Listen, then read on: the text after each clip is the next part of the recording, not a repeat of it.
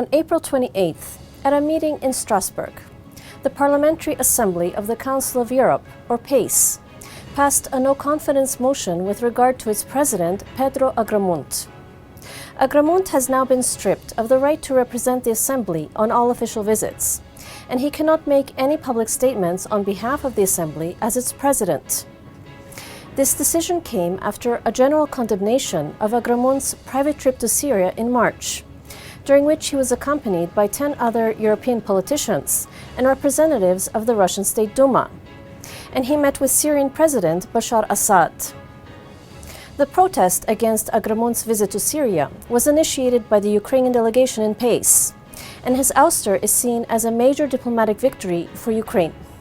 Це великий успіх для України, для української делегації, тому що фактично ми показали, чи не вперше за дуже довгий період часу, що ми, як українці, в конкретному європейському органі можемо досягнути своїх цілей, а саме за проросійську позицію позбавити посади керівника.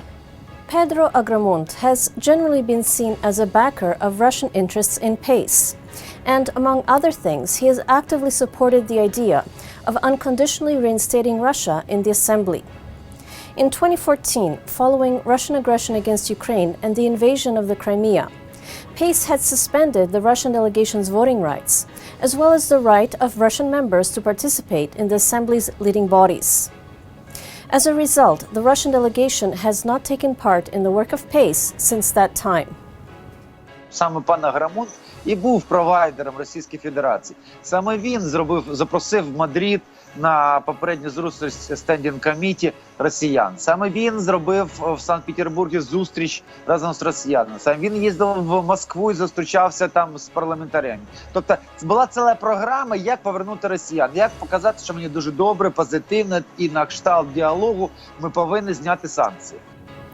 Given the unceremonious dismissal of Pedro Agramunt, the chances for Russia to be reinstated in PACE on its own terms have been greatly reduced. І я бачу, що росіяни не будуть намагатися будь-яким чином повертатись в парламентську асамблею, тому що вони знають, що їх тут не чекають. Ми їх чекаємо тільки після того, як вони будуть виконані всі вимоги, включаючи захист прав людини і повернення контролю на Крим. A Ukrainian representative in PACE and one of the Assembly's 6 vice presidents, Georgy Lokhvinsky, was initially one of the 2 leading candidates for the post of interim president of PACE. However, he declined in favor of the other leading candidate, Axel Fischer of Germany, who, according to Lokhvinsky, will be in a better position to defend Ukrainian interests than he himself would be. As a result of the slow rise in the standard of living in Ukraine, on May 1st, the Ukrainian government increased the amount of the minimum living wage, which is the minimum amount deemed necessary for an individual to cover his or her basic living expenses. This index is used to calculate government subsidies and pensions. Thus, the new minimum subsidy for able-bodied individuals is now 1,684 Ukrainian hryvnias, or roughly 87 Canadian dollars, which is an increase of 5.25% from last year. The minimum pension for disabled individuals is now 1,312 hryvnias, roughly 68 Canadian dollars. These changes will primarily affect 8 million seniors, invalids, war veterans, and others in Ukraine who are dependent on government assistance. I'm Tania Stech, and this was Ukraine in the News. Канал 1+1 тепер доступний на Bell International Programming.